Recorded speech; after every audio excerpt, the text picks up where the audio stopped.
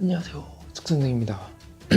숙선생이 오늘 여러분들과 함께 확률과 통계를 공부해 보도록 할 겁니다. 확률과 통계 첫 번째 시간입니다.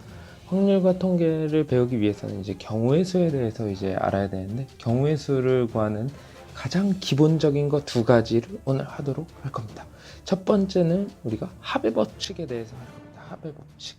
두 사건 A, B가 동시에 일어나지 않을 때 사건 A, B가 일어나는 경우의 수가 각각 m, n이면 사건 A 또는 사건 B가 발생하는 경우의 수는 m 더하기 n이다.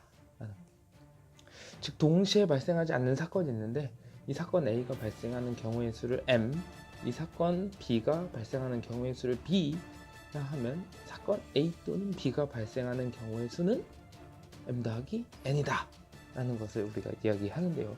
구체적으로 한번 예를 들어서 생각을 해봅시다. 선생님이 친구들이랑 이제 놀러 나간다고 생각합니다. 친구들이랑 놀러 나가면 옷을 입고 나가야 되잖아. 옷을 입는데 오늘은 바지 입는 거, 먼저 바지 입는 거에 대해서 한번 얘기해 봅시다. 친구들이랑 놀러 나가는데 추리닝을 입고 나갈 것인가, 깔끔하게 조금 면바지를 입고 나갈 것인가, 이렇게 고민을 하고 있었는데, 선생님이 추리닝이 2벌이 있고 면바지가 3벌이 있어.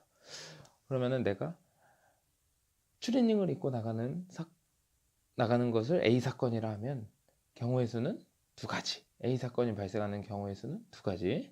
그리고 이제 면바지를 입고 나간다. 면바지를 입고 오늘 좀 깔끔히 나가야 되겠어. 면바지를 입고 나가야 된다. 면바지를 입고 나가는 것을 우리가 사건 B라 하면 사건 B의 경우의 수는 3가지. 면바지가 3벌이 있으니까.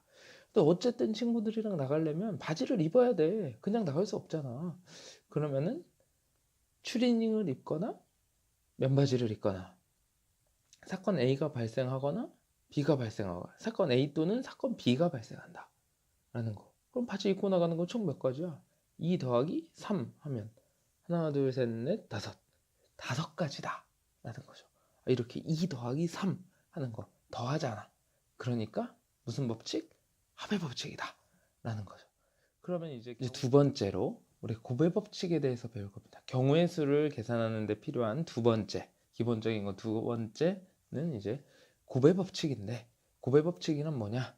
사건 A가 일어나는 경우가 m, 사건 B가 일어나는 경우의 수가 n이라고 할 때 두 사건 A, B가 잇따라, 두 사건 A, B가 잇따라, A가 발생하고 B가 동시에 발생한다라는 거죠. 잇따라 발생하는 경우의 수는 m 곱하기 n이다.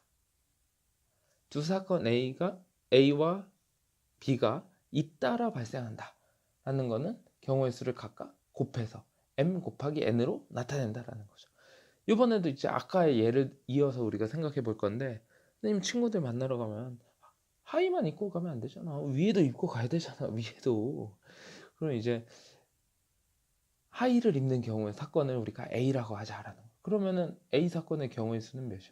아까 했던 5. 추리닝 3벌, 그리고 추리닝 2벌이었다. 추리닝 2벌, 면바지 3벌. 그래서 총 5가지라는 거죠.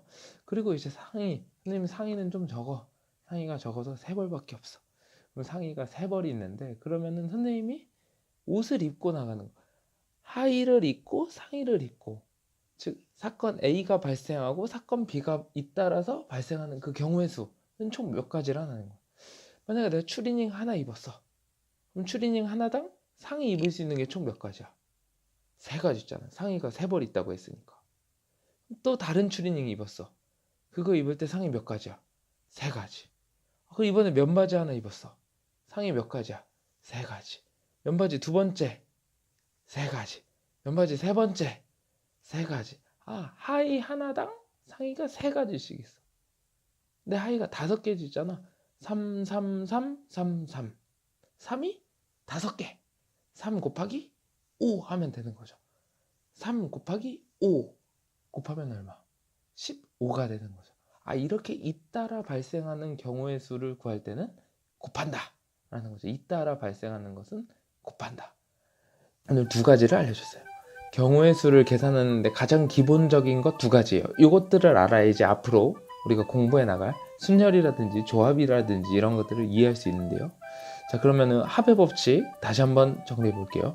두 사건 A, B가 동시에 일어나지 않을 때 A 사건이 발생하는 경우의 수를 m, B 사건이 발생하는 경우의 수는 N, A 사건 또는 B 사건이 발생하는 경우의 수는 또는 A 또는 B.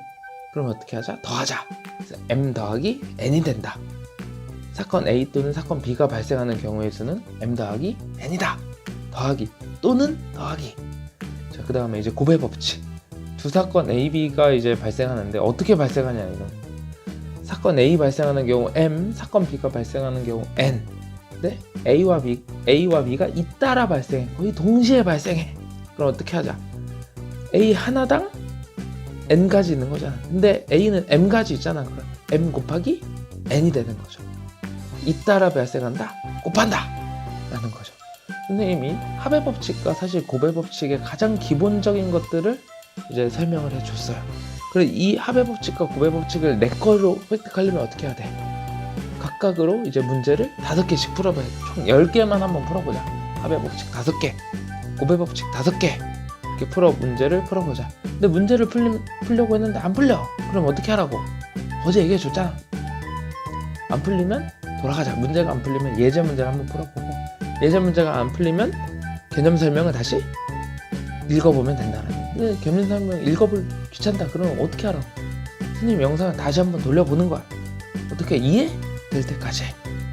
숙선생 유튜브 다시 한번 보자 라는 거야. 자, 내일은 순열에 대해서 보도록 하겠습니다. 다음에 또 만나요.